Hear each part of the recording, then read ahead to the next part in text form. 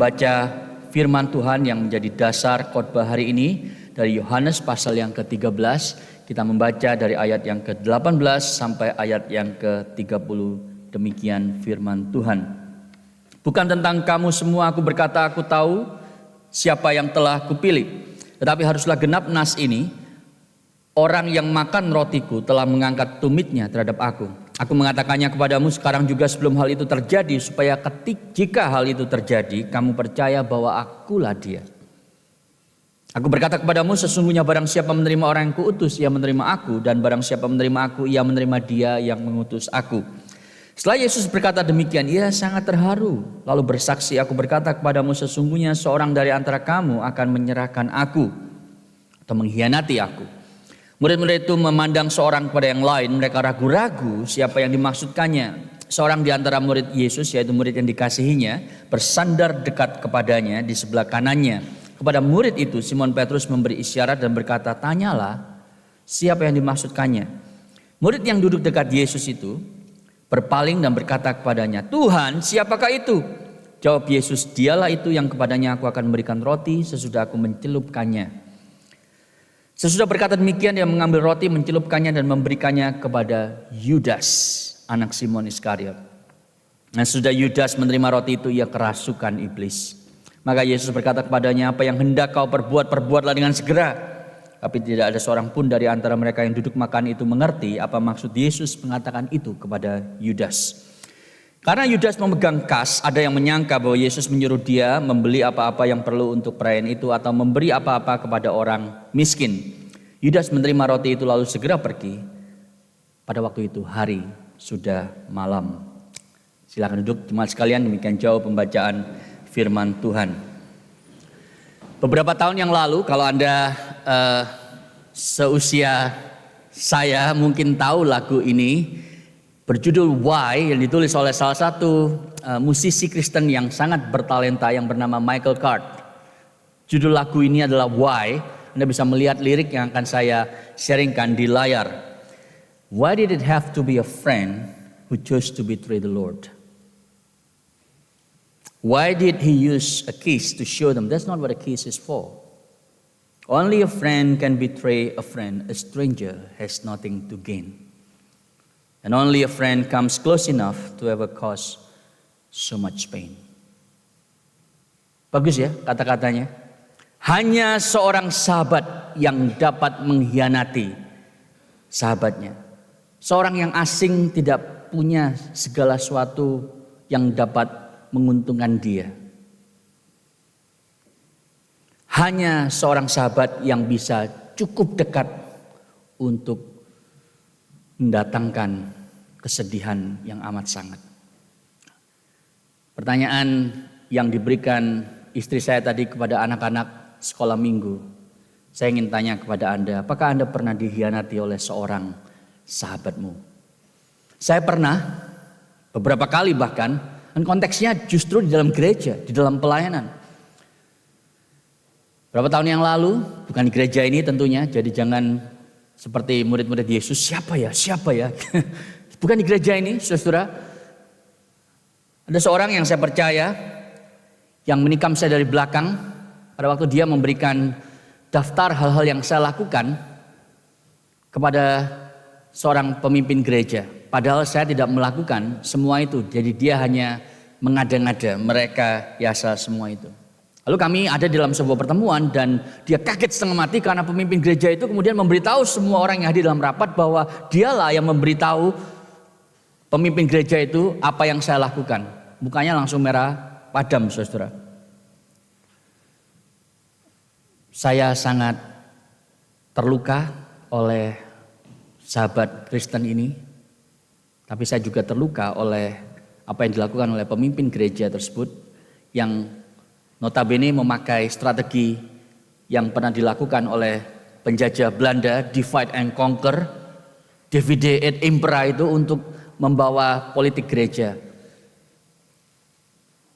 Perlu waktu berbulan-bulan untuk saya recover dari peristiwa pengkhianatan tersebut. Tapi saudara, yang saya ingin katakan adalah bahwa rasa sakit yang saya alami itu tidak ada apa-apanya, tidak sebanding sama sekali dengan apa yang dialami oleh Tuhan Yesus ketika dia dikhianati oleh Yudas. Pengkhianat yang paling terkenal sepanjang sejarah, lebih dari Brutus. Dan kalau Anda sudah berada di ICC selama setahun, Anda tentu tahu bahwa kita sedang mengikuti kisah perjalanan pelayanan The Son of God, anak Allah, Yesus Kristus. Dan kita sampai di pasal yang ke-13 ketika dia hampir naik ke atas kayu salib. Ada sesuatu yang menarik saudara yang Anda mungkin luput dari perhatian Anda. Yohanes menulis 12 pasal pertama Injil Yohanes untuk mengcover 3 tahun lebih pelayanan Tuhan Yesus. Mulai Yohanes 13, dia menulis 6 ayat hanya untuk mengcover 1 hari. Jadi kalau ini sebuah mobil saudara, dia berlari dengan begitu kencang mobilnya. Tiba-tiba di pasal 13 dia ngerem dan jalannya pelan-pelan. Seakan-akan saudara kita diberitahu, sekarang perhatikan baik-baik. Mulai Yohanes 13, Yesus itu berada di ruang atas, apa yang dikenal di dalam sejarah gereja sebagai the upper room discourse, the farewell discourse. Karena dia memberikan wejangan terakhir, nasihat terakhir, ajaran yang eksklusif diberikan bukan kepada orang banyak, tapi hanya kepada 12 orang muridnya. Nggak ada yang tahu. Kita diberitahu saudara. Kita berada di inner sanctum. Kita berada di holy ground. Itu sebab mari kita memperlakukan teks ini dengan hormat, dengan berhati-hati. Mulai Yohanes 13, 14, 15, 16, 17 Yesus berdoa. Lalu 18 dan seterusnya Yesus tangkap. Kemudian diadili dan kemudian disalibkan. Di pasal ini saudara kita tahu bahwa dia sepertinya hanya mengadakan perjamuan malam, the last supper dengan murid-muridnya sebelum dia mengalami violence. Ditangkap, disiksa dan disalibkan. Tapi di dalam percakapan perjamuan itu kita tahu minggu lalu dia membasuh kaki murid-muridnya. Tapi kemudian mulai ayat 18 dan sampai 30 kita tahu bahwa dia sedang mempersiapkan murid-muridnya untuk tahu apa yang akan dia alami, yaitu pengkhianatan. Pengkhianatan dari Yudas. Dan Anda membaca ayat 18 sampai 30 seakan-akan ada awan gelap yang menutupi, yang memenuhi ruangan tersebut. Sehingga nuansa yang terjadi pada waktu itu, ambience-nya itu sangat-sangat gelap saudara. Mari kita melihat dark scenery ini melalui 3 subheadings. Yang pertama adalah the traitor, pengkhianat itu. Kemudian yang kedua setan, the devil. Dan yang ketiga the savior, juru selamat. Jadi ada 3 aktor yang akan kita lihat. The traitor, the devil, and the savior. Mari kita lihat yang pertama dan saya ingin mengajak Anda untuk menemui pengkhianat tersebut. Anda tentu tahu cerita Yudas kan? Dan Anda mungkin berpikir, oh hari ini bahas Yudas toh. Tapi ini gak cocok buat saya. Karena saya gak mungkin akan melakukan apa yang Yudas lakukan. Saya gak kayak Yudas. Saya setia, saya mencoba untuk setia minimal. Saya gak seperti Yudas. Siapa yang kira-kira datang selama beberapa menit yang lalu dengan pemikiran seperti itu? Saya gak seperti Yudas kok. Kalau Anda berpikir seperti itu, mari kita perhatikan ayat 21 saudara. Ini adalah mungkin bagian yang terpenting, yang relevan dengan gereja Tuhan di abad 21. Pada waktu Yesus bilang, seorang di antaramu akan menyerahkan aku. Saudara, murid-muridnya itu kemudian kaget sama mati. Saudara. Seperti ada shock wave yang terjadi di ruangan itu. Mereka saling lihat-lihatan karena mereka nggak tahu siapa itu. Menarik kan? Jadi dengan kata lain yang ingin saya katakan adalah bahwa mereka berpikir jangan-jangan saya. Kalau mereka bisa berteriak mungkin mereka akan bilang, is it I Lord? Apakah saya Tuhan? Saudara, kalau murid-murid Yesus berpikir bahwa jangan-jangan saya. Mungkin kita juga harus berpikir yang sama, saudara. Jangan-jangan saya juga seorang pengkhianat Tuhan Yesus.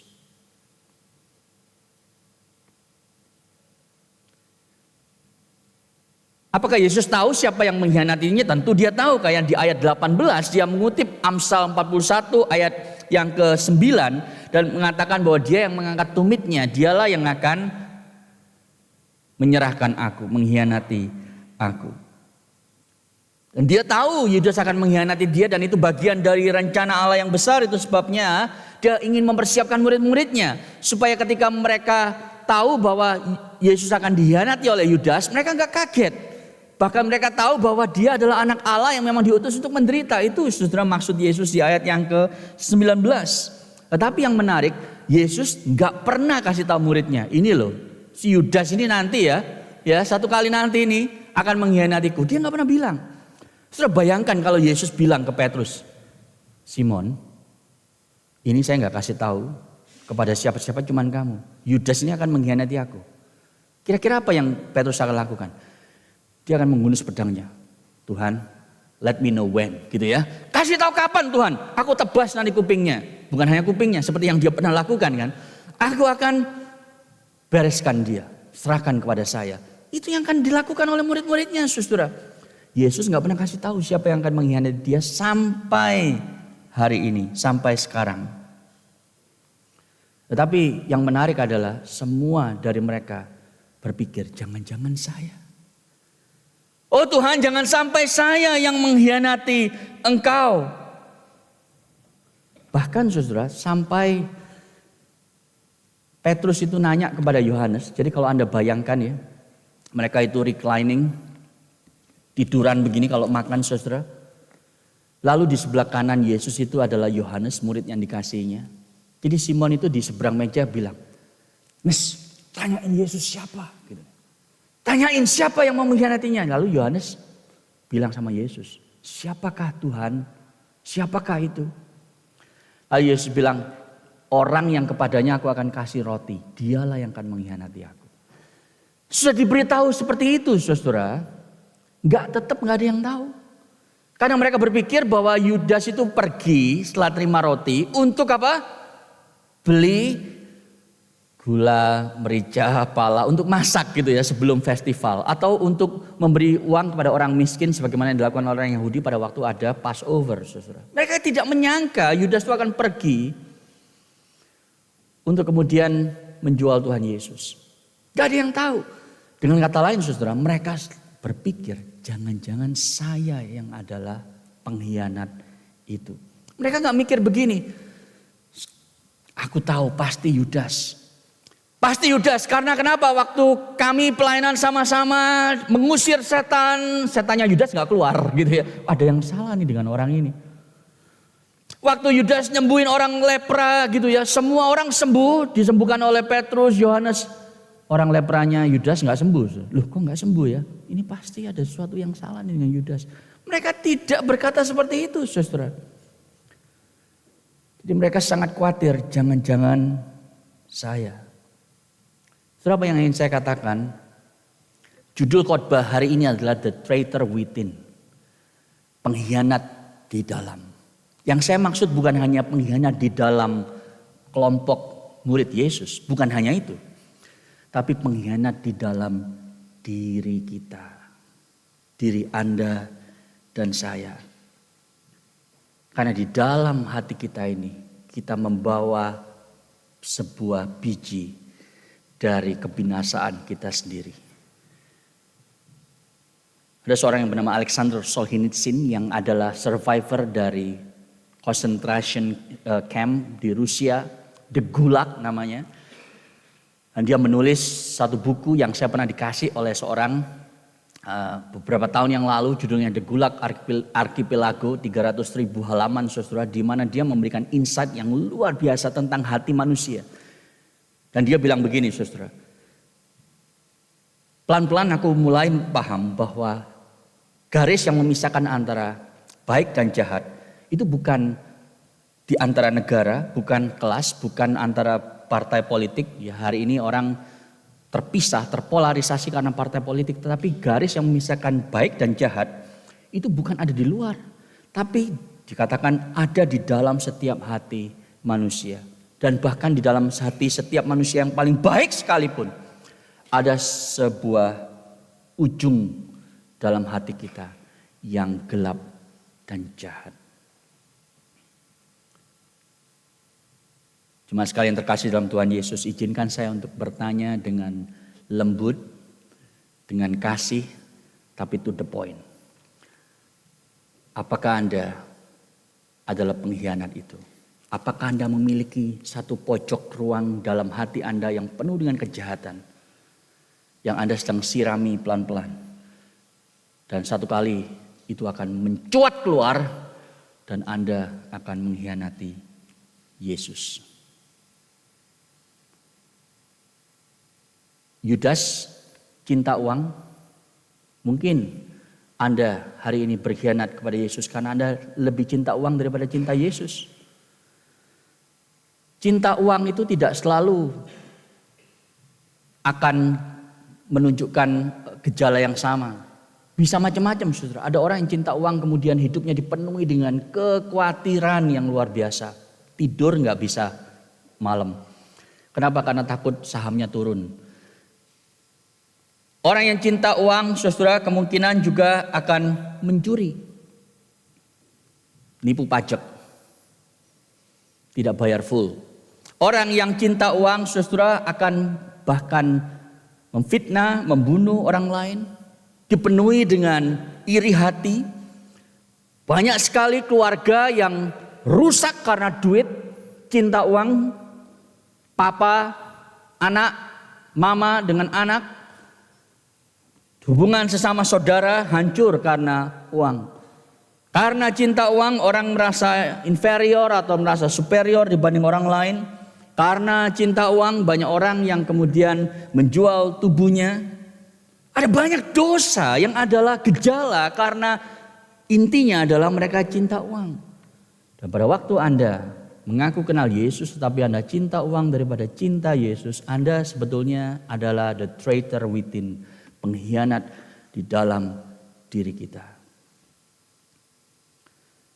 Jadi saudara, belajar dari Yudas bukan hanya menunjuk dengan telunjuk tangan kita, Yudas pengkhianat. Tapi mari kita sekarang memutarnya dan bertanya, apakah aku juga seorang pengkhianat?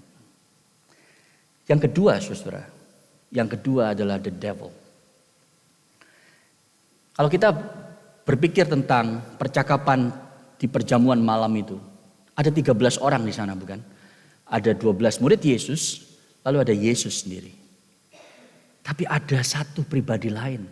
Ada satu individu lain yang hadir di sana, yaitu si jahat, iblis, setan, itu yang namanya disebut oleh Yohanes sebagai Satan di dalam bahasa Inggris. Dan saya ingin Anda perhatikan, yang menarik dari Yohanes 13 adalah progression, saudara. Cara, dan di sini kita tahu bagaimana iblis beroperasi dalam hidup kita. Bagaimana setan berstrategi untuk merontokkan iman Anda. Ini sangat instruktif untuk memberitahu kita. Di ayat 2 Yohanes 13 kita sudah lihat tahun lalu, minggu lalu bukan tahun lalu ya. Dikatakan di sana bahwa the devil put it into the heart of Judas Iscariot. Menaruh dalam hatinya, menanamkan ide. Jual saja Tuhanmu, dapat untung. Lalu di ayat 27, ia kerasukan iblis dalam bahasa Indonesia. Tapi dalam bahasa Inggris lebih tepat saudara. Bukan ia kerasukan, tapi setan masuk dalam hatinya. Jadi dengan kata lain saudara, di ayat yang kedua, kalau pakai bahasa Kejadian saudara, dosa itu mengintip di depan pintu. Itu ayat 2. Ayat 27, dosa itu masuk dan ada di balik pintu hati Yudas. Dia bukan hanya sekarang dipengaruhi oleh setan, tapi dia dikontrol, dikuasai oleh setan.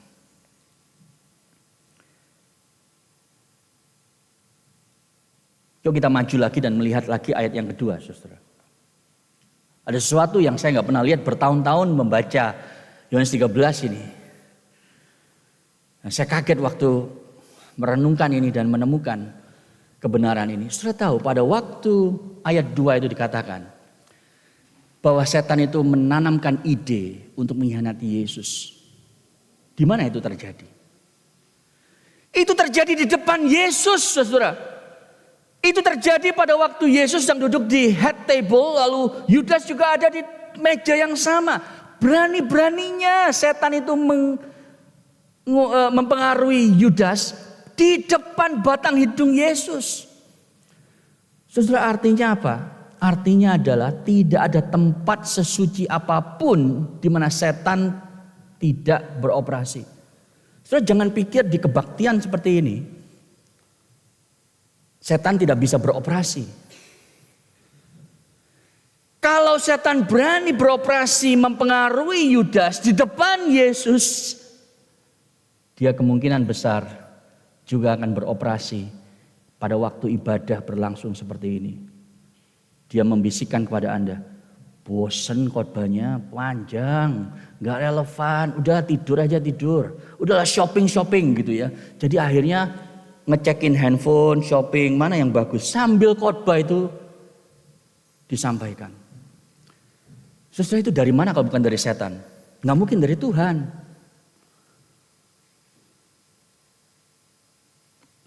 Tapi kita bersyukur saudara, bahwa kita tahu bahwa setan itu bisa bekerja seperti itu. Kemudian masuk ke hati Yudas. Karena apa? Karena kita yang memberi izin. Karena kita yang membuka pintu hati kita lebar-lebar. Karena kalau tidak, dia akan berhenti di ayat 2 dan tidak kemudian menjadi ayat 27. Dari ayat 2 ke ayat 27 itu perlu waktu saudara. Kalau kita tetap membuka pintu, dia akan semakin mempengaruhi kita. Yudas itu memang pencuri. Dan kita tahu itu dari pasal 12 ayat yang ke-6. Karena Yohanes memberikan komentari bahwa dia itu bendahara. Dia seperti Christian Chief Financial Officer hari ini, CFO. Di not for profit organization yang kemudian nilep duit donasi dari donatur untuk kepentingan diri sendiri. Ada banyak Christian CFO yang seperti itu di koran saudara. Dan karena cinta uang itulah dia kemudian jatuh. Karena dia dikuasai oleh ketamakan. Lalu apa yang terjadi? Dia itu pergi ke para imam-imam kepala 26:15 dari Matius mencatat seperti ini. Apa yang kamu akan berikan kepadaku kalau aku serahkan dia kepadamu? Kira-kira itu yang Yudas bilang. Harganya mau berapa? Lu mau bayar gue berapa? Itu yang Yudas bilang. 30 keping perak. Oke, deal. Dan sudah tahu 30 keping perak itu enggak banyak sebetulnya. Menurut Keluaran 21 ayat 32, 30 keping perak itu persis adalah harga seorang budak. Jadi ceritanya di Keluaran 21 ayat 32 itu, kalau ada seorang budak yang mati karena diserang oleh ox gitu ya, sapi atau lembu gitu ya, maka yang harus dibayarkan pengganti nyawa budak ini adalah 30 keping perak. Jadi Yesus dihargai seperti seorang budak oleh para imam-imam kepala itu. Dan yang mengherankan Yudas bilang, oke, fine, gak apa-apa segitu. Asal aku dapat cuan. Jadi saudara, pada waktu ayat 2 ini berlangsung, Yudas mendapatkan ide itu. Dia sedang perjamuan kudus. Ini saudara yang membuat kita sekarang paham. Kenapa kalau kita perjamuan kudus itu diberitahu kalau ada dosa akuilah sebelum kau menerima perjamuan ini. Kenapa? Karena kalau dosa itu tidak diakui itu akan membuka pintu bagi setan untuk menguasaimu sepenuhnya. Anda mulai berpikir celaka selama ini saya punya banyak dosa yang aku belum akui di hadapan Tuhan. Tidak heran hidupku lebih banyak dikuasai setan daripada Tuhan. Dan saudara, yang saya ingin katakan kepada Anda, Yudas ini adalah seorang yang sebetulnya berbahagia tapi sangat malang. Ada sebuah kalimat yang saya ingin ajak Anda untuk berpikir sebentar di dalam slide berikutnya. Satan does not care about your perfect commitment, ministry, experience, or theology as long as you live for something else other than Jesus. Setan itu nggak peduli Anda itu punya komitmen seperti apa, pelayanan seperti apa, pengalaman dengan Yesus seperti apa, teologimu seperti apa. Enggak peduli. Anda mau jadi orang yang super dalam semua hal itu. Selama engkau masih hidup bagi sesuatu yang bukan Yesus. Setan cuma bilang, biarin aja lah. Saudara lihat Yudas dong. Yudas ini komitmennya full dan total, saudara. Kita tidak punya data di Alkitab yang mengatakan bahwa dia itu enggak komitmen sungguh-sungguh. Ketika dia dipanggil oleh Yesus dengan 12 murid, 11 murid yang lain, saudara. Dia meninggalkan semuanya. Dia mengikut Yesus. Mengikut Yesus, keputusanku. Mungkin itu yang dia nyanyikan, saudara. Dia committed. Yang kedua, dia juga involved dalam pelayanan. Dia aktif di gereja seperti banyak dari kita hari ini. Dan dia juga diberikan karunia-karunia rohani yang Anda dan saya nggak miliki. Di dalam Lukas pasal 9 ayat 1-2 dikatakan Yesus memberikan mereka otoritas atas setan untuk menyembuhkan orang-orang sakit. Termasuk Yudas nggak? Iya. Dia bisa nyembuhin orang, saudara. Dia bisa mengusir setan. Jadi kita belajar sesuatu sekarang. Bahwa hanya karena Anda melayani Yesus tidak berarti Anda adalah milik Yesus. Coba ya diingat-ingat ya. Hanya karena Anda melayani Yesus tidak berarti Anda adalah milik Yesus. Saya bersyukur dengan teman-teman yang melayani di gereja ini setiap minggu. Saya berdoa bagi setiap dari Anda yang melayani dalam semua kapasitas di gereja ini, baik di depan maupun di belakang layar yang tidak pernah kelihatan. Tetapi Anda harus tahu bahwa hanya karena Anda melayani Yesus tidak berarti Anda adalah milik Yesus. Karena Yudas menunjukkan itu. Yang ketiga, pengalaman, saudara. Berbeda dengan saya dan Anda, Yudas itu melayani Yesus dan bersama dengan Yesus, tapi dengan kepala dan matanya sendiri. Kepala dan matanya sendiri, dia melihat Yesus. Kita enggak kan? Waktu Yesus itu melipat gandakan roti dan ikan, dia ikut makan roti dan ikan. Ternyata enak ya yang dilipat gandakan Yesus. Dan aku melihatnya sendiri. Kita enggak. Waktu Yesus menenangkan badai, diam. Dia ada di sana, saudara. Dan kaget luar biasa menyembah Yesus. Pada waktu Yesus membangkitkan Lazarus yang sudah mati busuk 4 hari. Yudas ada di sana, saudara. Dia mengalami pengalaman rohani yang spektakuler yang Anda dan saya tidak pernah akan miliki. Tapi toh dia tetap mengkhianati Yesus. Bagaimana dengan teologianya?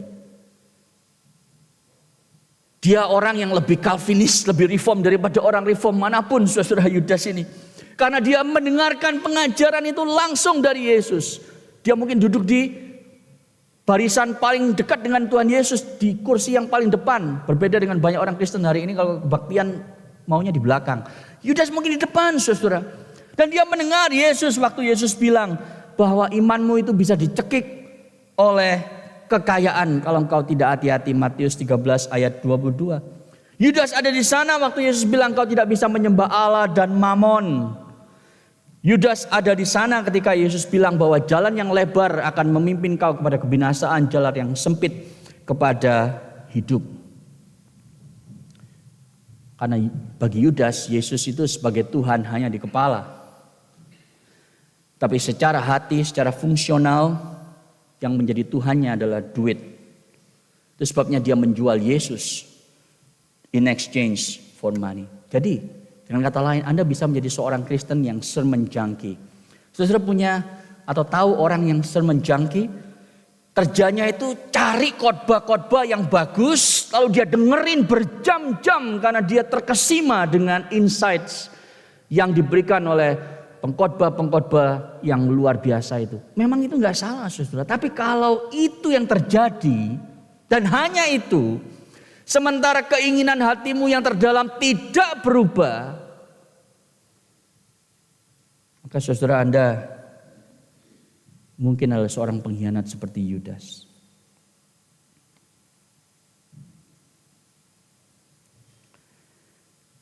Saya ulangi lagi, setan tidak peduli dengan komitmen Anda yang sempurna, pelayanan Anda, pengalaman rohani Anda, teologi Anda, selama Anda masih hidup bagi sesuatu yang bukan Yesus.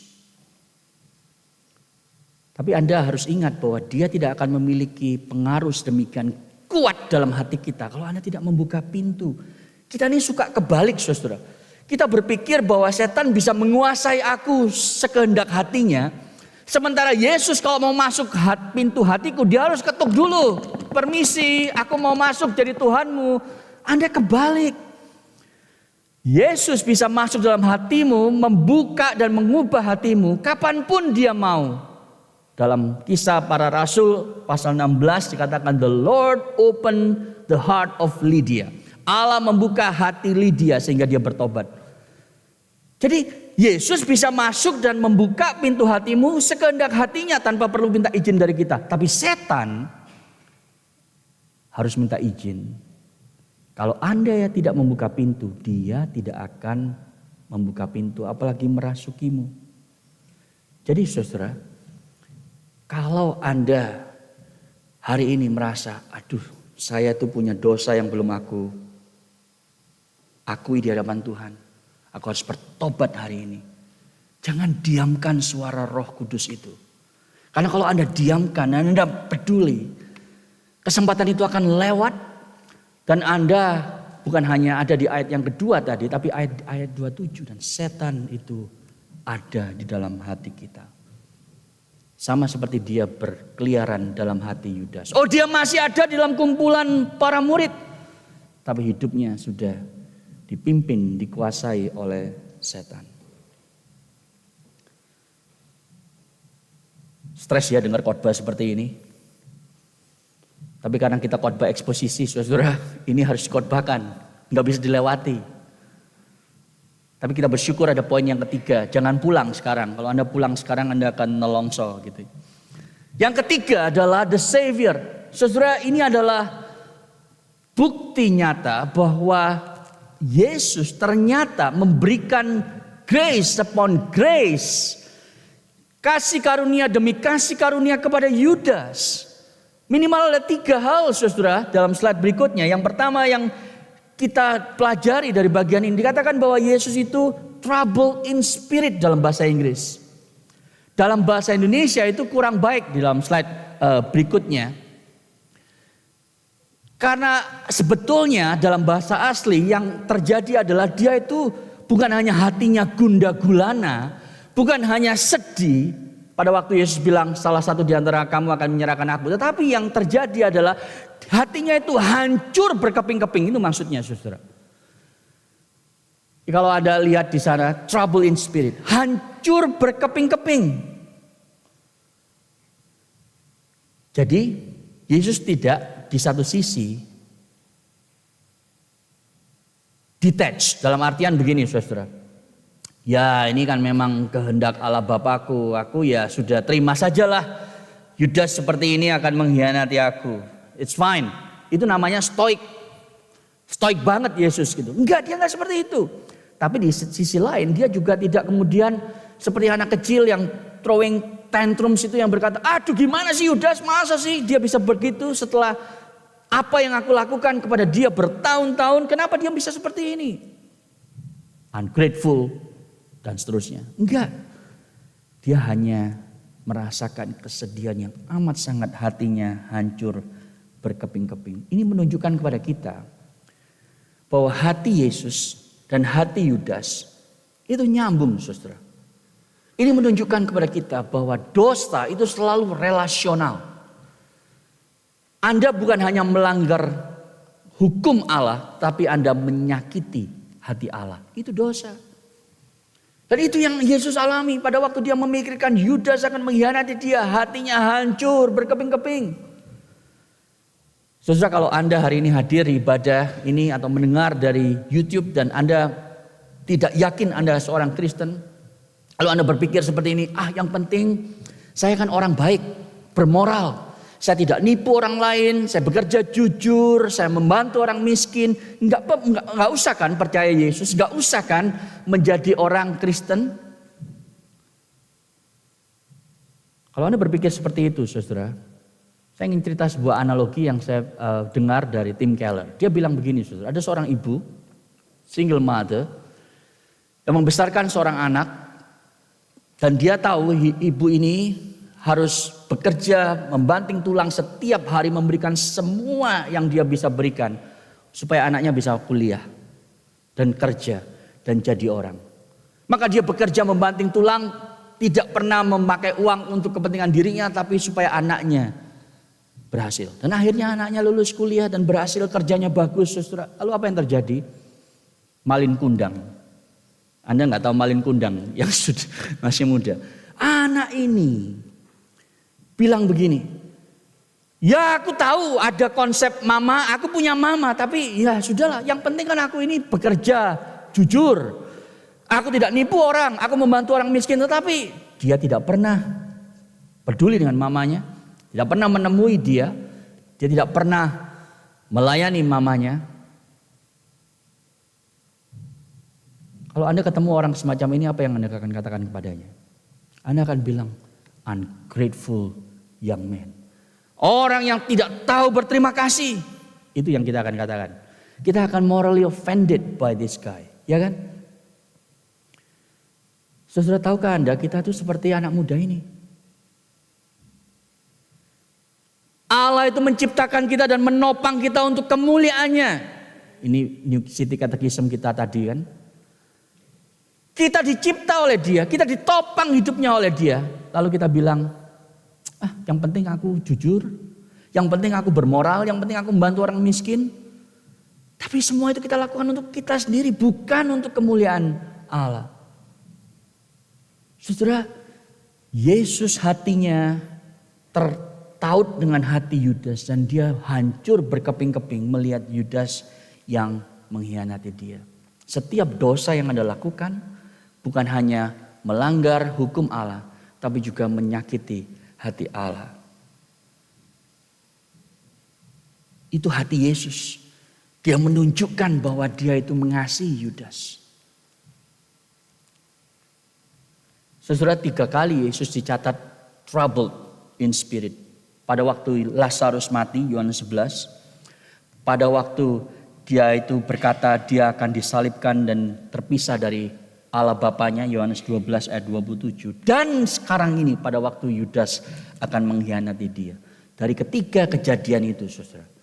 Waktu Yesus bilang hatinya itu hancur berkeping-keping. Dari 3 peristiwa itu ada satu benang merah, yaitu apa? Kasih. Kasih yang dia tunjukkan kepada Lazarus, kasih yang dia tunjukkan kepada bapaknya, dan kasih yang dia tunjukkan kepada Yudas, kepada murid-muridnya, saudara. Di sana kita tahu efek dosa kepada hati juru selamat kita. Dia selalu hancur berkeping-keping setiap kali Anda berdosa. Bahkan kita tahu dari peristiwa ini, hatinya hancur berkeping-keping pada waktu Anda masih akan berencana untuk berdosa. Dia sangat sedih. Saudara, mari kita berhenti membuat hati juru selamat kita hancur berkeping-keping. Yang kedua, saudara, grace yang dia tunjukkan yang kedua adalah dia membasuh kaki Yudas. Kalau saya jadi Yesus, saudara, saya akan basuh kaki Yohanes, Yakobus, sampai ke Yudas. Gak layak, pindah langsung ke berikutnya. Petrus, juga sama. Tapi Yesus enggak, saudara. Dia tetap membasuh kaki Yudas. Makanya ada orang yang nulis begini. Yudas kemudian pergi menjual Yesus dengan kaki yang sudah bersih. He betrayed Jesus with clean feet. Luar biasa kan? Ayo, kalau Anda tahu dihianati orang atau akan dihianati orang? Ada orang yang makan duitmu gitu, mau Anda membasuh kakinya? Jangankan basuh kakinya, nyapa aja nggak mau. Ya kan? Orangnya datang ke gereja duduk di sebelah kanan, Anda duduk di sebelah kiri. Yesus membasuh kaki Yudas. Itu artinya apa, saudara? Dia mengasihi Yudas. Yang ketiga, saudara, Yesus memberi Yudas roti. So, dalam budaya timur kuno pada waktu itu. Pada waktu Anda memberikan roti kepada orang lain, itu artinya Anda mengasihi dan menghormati. Ya, saya masih ingat sekali diundang oleh Sichuan University di Chungkwok sudah beberapa tahun yang lalu. Lalu kami duduk di meja besar begitu ya dengan hostnya. Dan tiba-tiba hostnya itu berdiri, bawa teh apa wine saya lupa gitu ya. Lalu dia tiba-tiba berdiri di dekat saya begitu. Jadi saya juga bingung, lalu saya ikut berdiri ya. Lalu dia bilang welcome dan thank you and bla bla bla. Untuk apa? Untuk menghormati, menunjukkan bahwa dia itu respect dan seterusnya. Ini yang dilakukan Yesus, saudara. Pada waktu dia memberikan makan roti itu ya dengan selonjoran gitu. Ada Yohanes, kemungkinan besar yang duduk di sebelah kiri Yesus adalah Yudas. Karena dia bisa memberikan dengan tangannya kepada Yudas seperti itu. Dengan kata lain saudara, Yesus itu masih menunjukkan di dalam detik-detik terakhir sebelum pengkhianatan terjadi. Aku mengasihimu, aku menghargaimu Yudas. Tetapi itu tidak pernah mengubah hati Yudas. Dengan kaki yang bersih, dengan rasa roti yang dicelupkan ke red wine itu masih di mulut Yudas. Dia pergi kemudian menjual Tuhannya. Padahal ada begitu banyak kasih karunia. Paul Washer menulis kalimat ini. Kalimat yang menyentuh saya, saudara. Berapa waktu lalu. I've given God countless reasons not to love me. Slide berikutnya. And none of them have been strong enough to change him. Aku memberikan kepada Tuhan begitu banyak alasan untuk dia tidak mengasihiku. Tapi tidak satu pun yang akan bisa terlalu kuat untuk mengubah dia. Tidak ada yang akan mengubah kasihnya. Dia tidak akan mengasihiku berkurang karena pengkhianatanku. Dan itu yang Yesus tunjukkan kepada Yudas. Lalu saudara, slide terakhir dikatakan di ayat itu, dan pada waktu itu hari sudah malam. Yohanes nulis ini, ayat 30 ini ayat yang penting saudara. Bukan dia tuh cuma mau kasih tahu kepada kita, ini bukan sore hari loh, sudah malam, sudah gelap. Dia tidak sedang memberikan data gelap atau terang.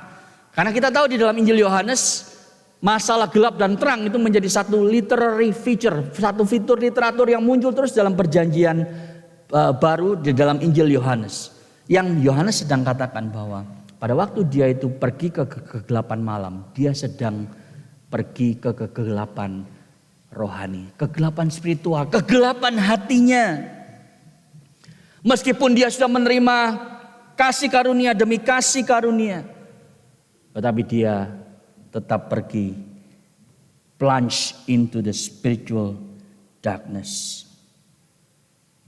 Tapi saudara, Injil terkait dengan cerita ini demikian.